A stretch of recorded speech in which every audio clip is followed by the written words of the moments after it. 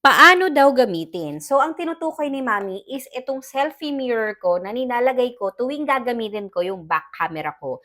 Para alam ko kung nakasentro na ba ako. Ipapadala nila yan sa'yo ng nakaganito. iPhone user po kasi ako and mag-safe na siya. Ididikit ko lang siya at the back of my camera.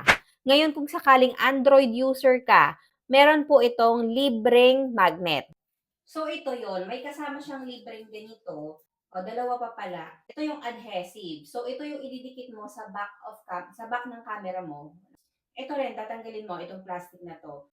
Itong blue na to, ito yung mag attach dito. Ayan, parang ganyan siya. Tapos, itong part na to, yan yung nakadikit sa back of your camera.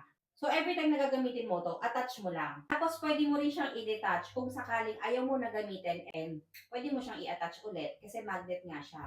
Wide range yung kuha niya. Kaya kitang-kita mo talaga yung sarili mo kung nasa gitna ka, nasa center ka ba, kapag nag-film yun ka, para mas malinaw and quality content yung video mo, back camera ang gamitin mo. Sa less than 100 pesos, sobrang useful para sa ating mga affiliate content creator. Kaya i-check out mo na din yan.